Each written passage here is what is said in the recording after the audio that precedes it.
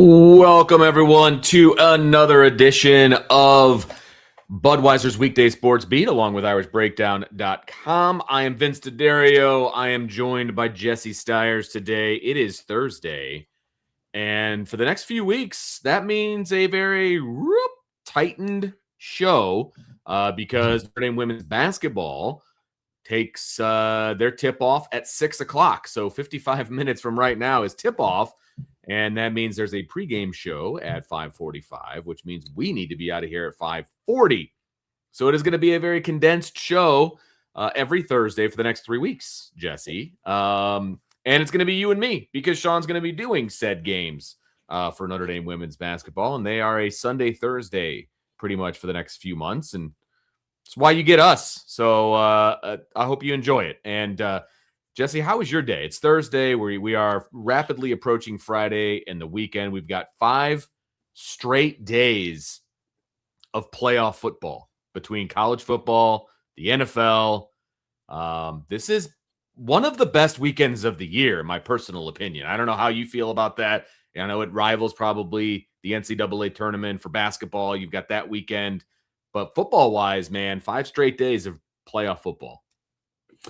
Yeah, so there's a lot to unpack in what you just asked me. So first and foremost, I'm very happy tomorrow is Friday. Tomorrow's payday for me, so that's always a very great day. Also, it's just been one of those, tough weeks, a lot of hours working. So I can't say that I would be lying if I said I didn't appreciate a condensed show today. It'll be nice to kind of, get on here, chat a little bit, right? Talk about the portal, talk about the playoffs, that sort of thing. I'll probably hit a nap after this, and then I'm meeting up with some friends for dinner.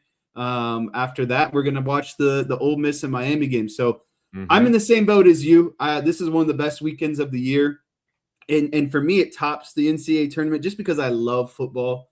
You know what I mean? Like, yeah, I love basketball, but I love football. And this is, if you're a football fan, this is it. This is the 4 best teams, in this season for college football. Then we're going to roll into the NFL, hopefully see some good games there. And selfishly too, Vince, I like the playoffs too on a sports gambling side of things, because now you're getting rid of all the extra crap. Those teams that you can't really, I feel like when you're in the playoffs, more of, what those teams are, what they're going to try to do.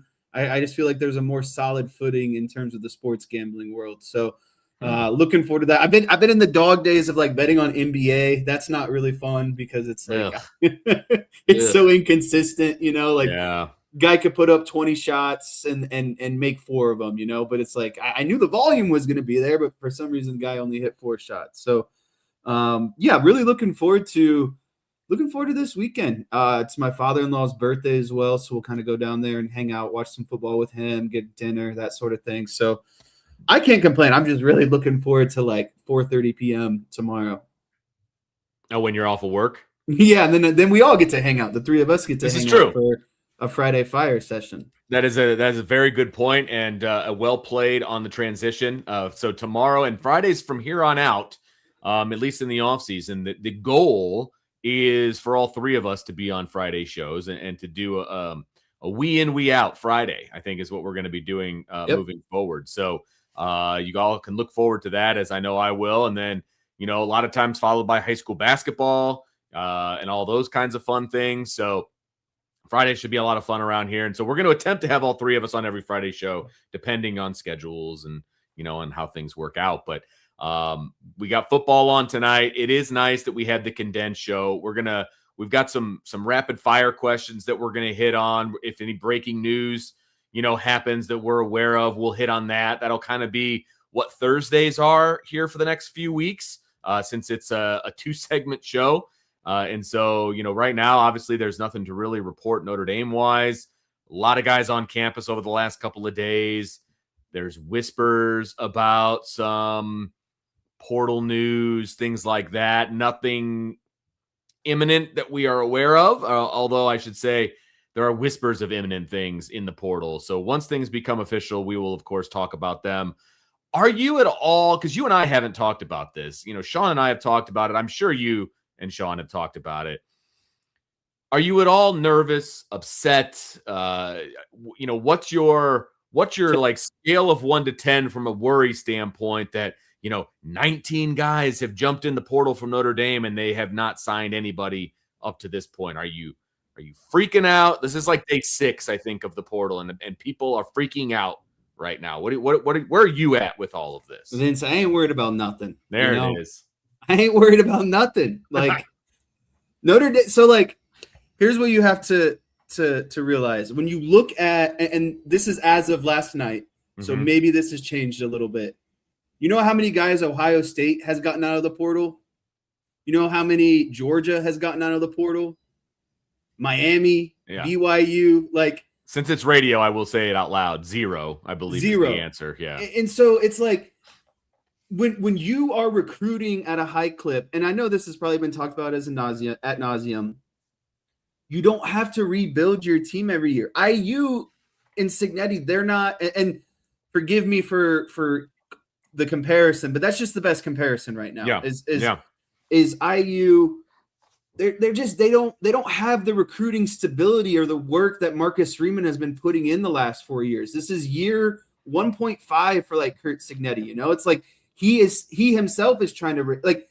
If you asked him, I'm sure he would love to be a guy that recruits and doesn't have to go to the portal so much. And so, Notre Dame, I'm not worried because I've seen how Notre Dame has been recruiting and what that has turned into on-field success. And, I saw something earlier that was like, we can't rely on young defensive end and defensive tackles to come in right away and play. It's like, well, why not? Yeah. That's what good schools do. When you got good recruits, you get them on the field and you play them because you know why? Because they're good players. This is always a discussion, age-old discussion for me. That's like, it doesn't matter if you're a freshman, a sophomore, or a senior. Talent is talent, just because you're an upperclassman doesn't mean you should be on the field because you're an upperclassman. So it's really nothing to be concerned about. And I think the real reason people are concerned, Vince, is we just have unfortunate people in the media who love to rage bait people, who love to remind people every 6 seconds that another player has left to the portal and Notre Dame still hasn't signed anyone. Well, it's just, why don't we wait and see? Because there are so many players entering the portal still that you wouldn't have guessed they're even entering the portal. Like Oregon has a running back who entered the portal who's going to play tomorrow. He's still going to play tomorrow, but he's technically in the portal at the same time. So it's just like a defensive lineman from Texas A&M entered the portal today. So like up front, I know that you want to kind of, knock down that first pillar and get one of those big names under your belt, but just the portal is open for 2 weeks, right? And so it's just like, why don't we just be calm here a little bit? I trust Marcus Freeman. What has Marcus Freeman shown you in the last 4 years that you shouldn't trust him and his roster building and his roster development? So it's just, and then the other side of it is, who has Notre Dame really lost as an impact player? Josh Burnham. That's it. A guy who was probably going to be fighting for, second string. And he probably wasn't going to start. He was probably going to be a rotation guy at defensive end, assuming everybody is healthy and all of those things. And look, Josh Burnham's a loss. We're not trying to tell you that he's not. He's a good player. He's a very good player. Him leaving hurts to a degree. It does. I would like to keep Armel Mukum. Those are the two guys that are big for me as far as impact in the 26th season. Right. The rest of the guys are not going to be counted on in 20, or we're not going to be counted on in 26. Like, let's just be real about it. They're 3 stars who play special teams, who provide some depth. They're probably on the 3-4 list on the depth chart, which is fine.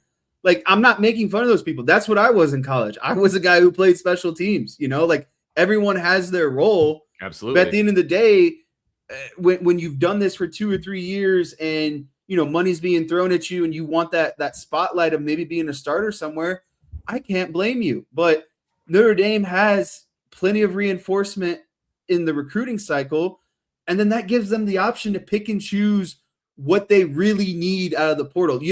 It's almost like when people ask you, do you want 20 friends, or do you want like 3 really close people would like die for you type friends? And that's, I think, Notre Dame's approach in this portal is like, yeah, we could have probably used Nick Marsh, and we probably could have used, Gilliam and others, but there's still like 31% of college football players are in the portal this year. It's a ridiculous number. Yeah. There's plenty of more coming. There's more coming. That's the other piece of this. There's more guys coming in the portal. It's going to be open for the next few days. And then here's the other piece of it. Just because the portal closes, that doesn't mean Notre Dame can't still pull guys out of it and sign them. That just means guys can't jump in anymore. The portal window is to go into the portal, not to come out. So that's part of it too. This time last year, Malachi Fields was not even in the portal, let alone signed with Notre Dame. Like, let's just put all of this into perspective. You know what I mean? Notre Dame is not shopping necessarily for frontline starters. They're not. Now, if a guy materializes that wants to come to Notre Dame and Notre Dame wants them and they're an impact player, okay, cool. But that's not necessarily who Notre Dame is looking for. They're looking for impact players on the defensive line, depth guys that they can use, that they can roll with, right? Maybe a starter at defensive tackle, depending on who they bring in. They've got 14 scholarship wide receivers right now, and a couple of guys have left. And so they're not, like, numbers wise at wide receiver, they're fine. Now, can you argue that it's unproven talent? Sure. But it's also highly recruited talent. So it's like, maybe they bring in a guy, maybe they don't. So maybe they're going to actually count on guys that they brought in, through the recruiting process. Yep. That's not a terrible thing either, because last time I checked, CJ Carr is still wearing a Notre Dame uniform, and he can elevate the play of any wide receiver that's on this roster right now. Well, isn't this the same group of people who, before CJ Carr, cried every year because they had to go to the portal to get a quarterback? Right. Everyone complained about, we keep having to go to the portal. When are we going to stop and develop our own players? Why can't that be true about the rest of the roster? Are we giving up on Elijah Burris? Are we giving up on Cam Williams? Are we giving up on, Jaden Greathouse because he was injured last year? Like you said, there's still a ton of talent at the wide receiver position. Absolutely. It's just unproven. Micah Gilbert, Micah Gilbert. There's a bunch of guys there that can make plays. I'm telling you. And my favorite thing, and we'll get off of this topic here in a second, but my favorite thing is how everybody has given up on Cam Williams because he's a sophomore and hasn't been an impact player yet. Like, I get all the issues, maybe it's the playbook, whatever the case may be. He's a sophomore. Like, give the kid a second to like acclimate to high Division I football and, complicated playbooks and all of these different things. And look, we can all make the argument that they could have had him out there doing some simpler things and all. I get it. And that's not the argument that I'm making. What I'm saying is, let's not give up on guys who are literally in the middle of their sophomore year of college. Like, give them a second, give them a chance, So I think Notre Dame's going to be just fine. They are going to sign kids out of the portal. They're going to get a kicker. They're going to get defensive tackles. They're going to get some defensive ends. They're going to get a wide receiver. They're going to do all the things that they feel. They have a plan. They feel is important, and they will do that, and they will be fine. They have dynamic guys on offense right now, by the way.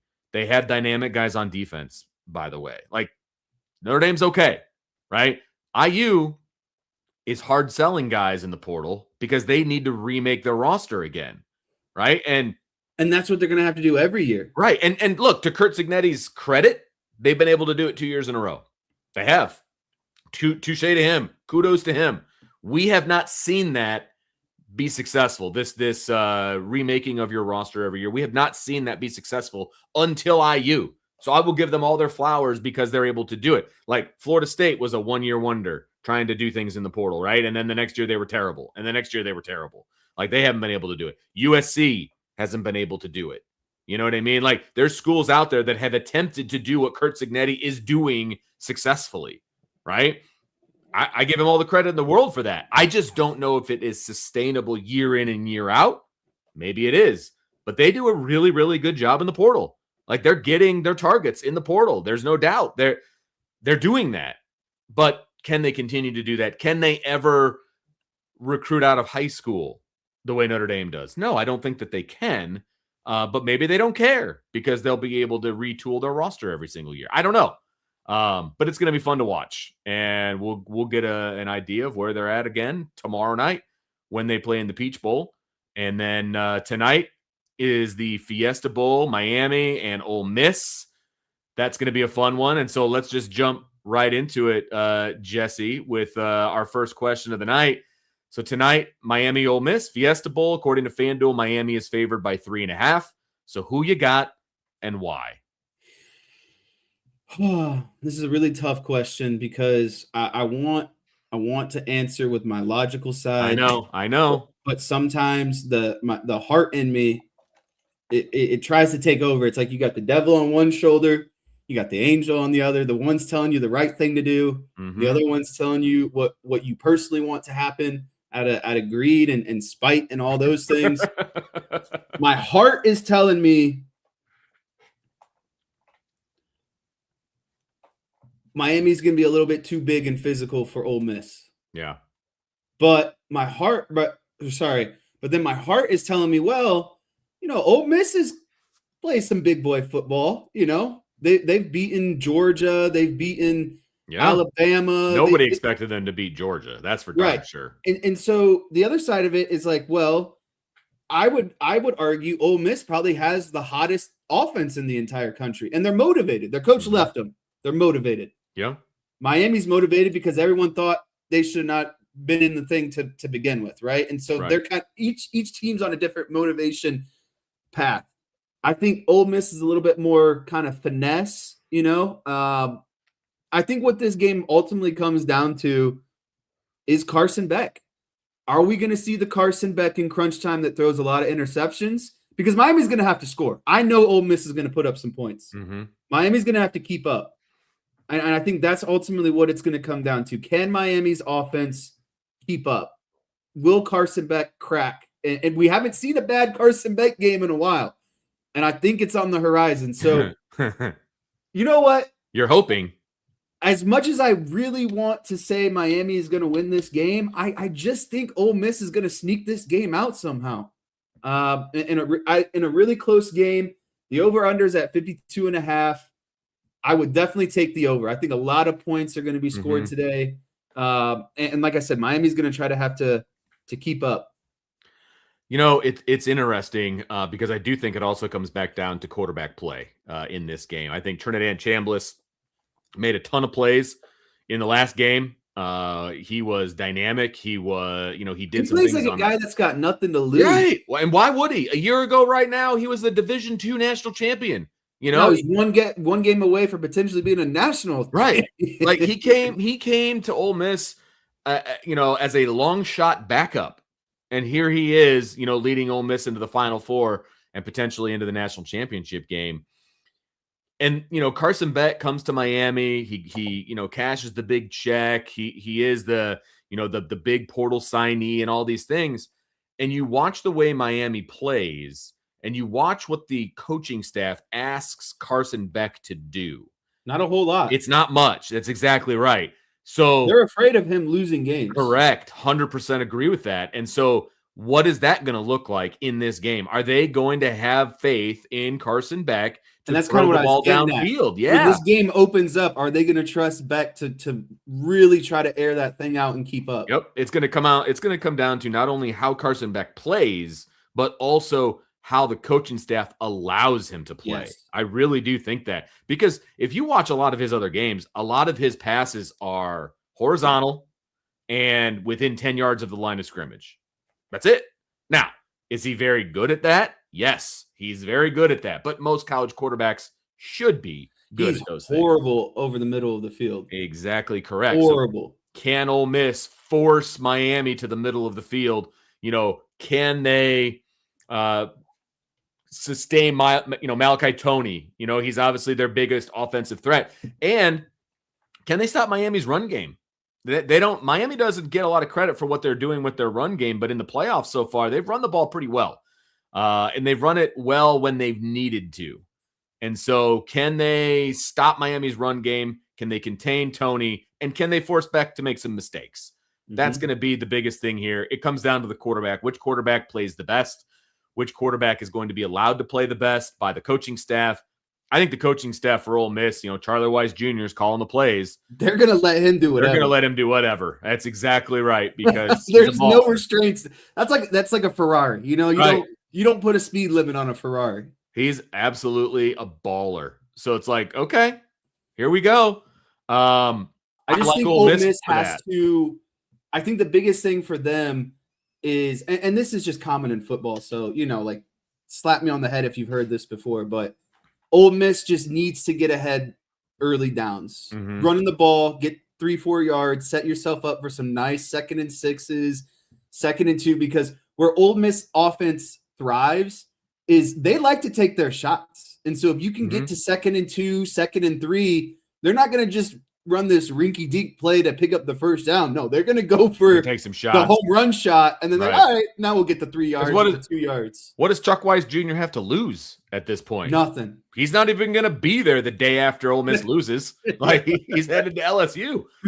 He's like, he literally might, if they lose, he might get on a plane and go straight to head to Louisiana. Yeah, 100%. So I think it's going to be a fun game. I think there's going to be some offensive fireworks. It also does come down to, as you mentioned earlier, and somebody in the chat has also mentioned it, can Ole Miss handle the physicality up front of Miami on both sides of the football? Because that's going to be a big part of this too. Ohio State didn't want to until the second half. Right. And so if I'm Ole Miss, I watch that game, and if I'm Pete Golding, I'm saying, you guys, you don't want to show up and be physical. This is what's going to happen, because absolutely that Ohio State was just sleepwalking the first half. Right. Had Ohio State played 4 quarters of like they did the last 2 quarters, they would have won that football game. Right. And Ole Miss cannot go a half allowing Miami to push them around. Like, you just can't do that. Now, I do trust Ole Miss to score a little faster maybe than Ohio State did. So they could potentially rebound from a 1-score deficit at halftime, but don't put Miami in the driver's seat. You just can't do that if you're Ole Miss. So again, I think it's going to be fun. I'm going to be rooting for Ole Miss. I think the 3.5 is pretty accurate, to be perfectly honest with you. I also think the over is probably a good pick, so I'm with you on that one as well. But we'll see what happens. So that game kicks off, I believe it. Well, coverage starts at 7:30. I think we can appreciate the fact that it won't kick off at 7:30. Probably a little bit later than that. And so hopefully I'll be ordering my food at 7:30. Yeah, exactly right. So hope everybody enjoys that. So we've got some other questions to get to, a couple of other topics, and we will do that on the other side of this break. You are listening to Budweiser's Weekday Sports Beat along with IrishBreakdown.com.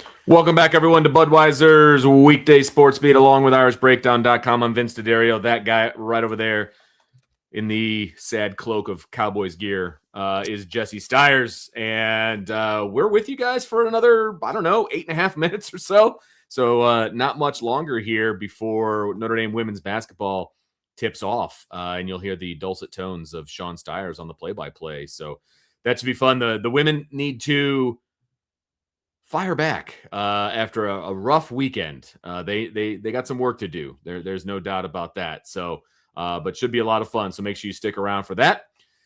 Jesse, we obviously don't have a whole lot of time, so let's kind of jump into some of these questions that we've got. And we were talking about the transfer portal and everything that's going on or not going on, as the case may be, and how some people are right on the edge of sanity when it comes to Notre Dame and the transfer portal. So I'm going to ask you another question about it. So over under 1.5 transfer portal commits by Notre Dame before Sunday that will make you happy. Yeah, I think that this might shock a lot of people, but I'm actually going to take the under here. If you gave me just one solid, transfer portal to kind of break that ice a little bit, I think I would be good. Like I don't need 2, I don't need 3, I don't need 4. And it's like you talked about, just because the portal is open. Once you're in, you're in. And so Notre Dame has plenty of time to figure out, which guys they want, who's going to be the best fit, et cetera, et cetera. So for me personally, just to kind of get the monkey off the back and probably shut up a lot of people who are just straight panic mode 24/7, just give me one recruit, and a solid. And if I had a preference, it would be a defensive lineman. Okay. All right. I think there's a good chance that I'll take the over, because I'm thinking 2, to be honest with you. And it says that you will be happy about. So that's the kicker. That's like the key to this question, because frankly, whoever Notre Dame signs, I'll probably be happy with, because they've done their due diligence. They know who they want. They have a plan. They go out and get them. I think we're going to see, before that, I think we'll see a defensive lineman, and I think we'll see a kicker. And if that happens, then I'm good. I think there's a chance you could see 2 defensive linemen between now and then, and a kicker. So it could be up to 3 at that point. So I'm going to take the over. If it's a kicker that I think it will be, I'll be pretty darn happy about it. But like I said, on yesterday's show, the special teams room at Notre Dame is a bit of a disaster. So I'm not really sure what to expect on that one, but we'll kind of see how it goes. But I'm going to take the over on this one. I'm going to be optimistic. I'm going to be glasses half full guy on this one and say that I'm going to be happy about it. You're not kidding. Very rare occasion. All right. Fill in the blank. Notre Dame officially announced Charlie Partridge as his new defensive line coach today, and it will mean blank in 2026. It'll mean the verbiage here is going to probably sound a little weird, but it's going to have a significant impact on 2026. Okay. That's kind of where I'm going with this one. And that might be a little bit of a blanket statement, but the reason why I think it's going to have a significant impact is during his time at Pittsburgh, they had really good defensive line units. He's an elite recruiter. And today I was reading online, he's just a really good person as well. A lot of people like interacting with him. I think that goes a long way with, forging relationships with your players and recruits and all of that stuff. And so when you read articles about people not having a bad thing to say about the guy, I think that goes a long way. And so when you're making room, because they had a defensive line coach, right? When you're making room kind of on your coaching staff for someone, I think that sends a very strong message of how highly you feel about that person and the impacts that he can have. And to me, I love a guy that's got that NFL kind of experience. It means you were sought after by the best of the best. Yeah. And so that goes a long way for me as well. Yeah, I mean, I would be lying if I've done a deep dive on him, but I've heard he's a very good recruiter. I've heard he's got, connections all over the place. I think that's going to be huge, when it comes to not only recruiting in the portal, but also recruiting at the high school level. And so I'm excited about it. And I think, obviously Al Washington has been with the defensive line for a little while. Sometimes it's good to have a different voice, just to It doesn't matter if it's not even the same message, just a different voice. Just looking at it through a different lens. Exactly. And I think that could be good. When I'm at work and I'm working on the same project for 4 or 5 weeks, it sucks because you are just so tunnel vision sometimes. And so to have someone kind of come in, look at it through a different lens, maybe tweak some things and it's not bad stuff. It's just thinking about things in a different way. And I think that's what could lead to some really significant results. All right, this is going to be an interesting one, and we've got a few minutes to kind of hit it. It's blank that Dan Orlovsky says Arch Manning would be the number 1 pick in this year's NFL draft if he were in it.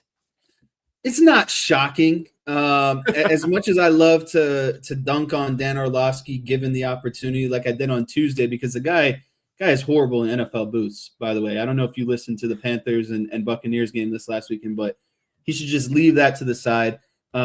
Most of his analysis is but this one I can get on board with because it's like it really is like a stock or a retirement plan when it comes to Arch Manning. Is like, is he not necessarily ready right now 100%?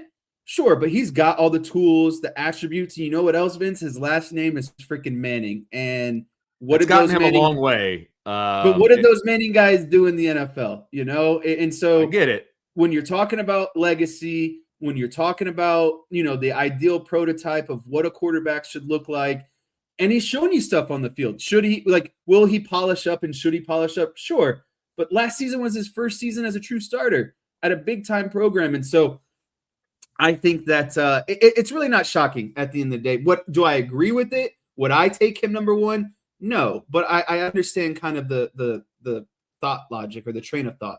So let me ask you this, and who would you take over him right now? And I'll give you the top 5 rated quarterbacks right now. You got Dante Moore, you've got Fernando Mendoza, you got Ty Simpson, Garrett Nussmeier, John Mateer, Cade Klubnik, Diego Pavia. Okay, those are some of the names that are in this draft. I really wouldn't take any of those guys over him. It's not a great quarterback class. I will grant you that. It is not a great quarterback class. So maybe that's where this comes from. It's like, well, there's a lot of guys in the draft, but maybe I'm not sold on Dante Moore. I think the guy who impresses me the most is Mendoza, and I'm still stagnant on him because it's only been a year. So it's like Believe me, look, Ty Simpson jumping in the draft here very recently, and all of a sudden he's the 3rd rated guy to come out. Like, that kind of tells you something. Garrett Nussmeier's the 4th ranked. You know what I mean? Like, I don't know, man. Like, I don't know how I feel about. I wouldn't touch any of these quarterbacks. Really? If I had the number 1 pick in the draft, I don't know that I'm going quarterback. I would take an O lineman or trade back. Next year, you're going to have CJ Carr probably in the draft. You're going to have Arch Manning in the draft. Like, those 2 right there, I think would come out more than these guys, to be honest with you. So, all right. Of course, we come right up against the hard out. So we got to get out of here. That was quick. I know, right? Thanks, everybody, for joining us on Budweiser's Weekday Sports Beat, brought to you by IrishBreakdown.com. We'll see you tomorrow.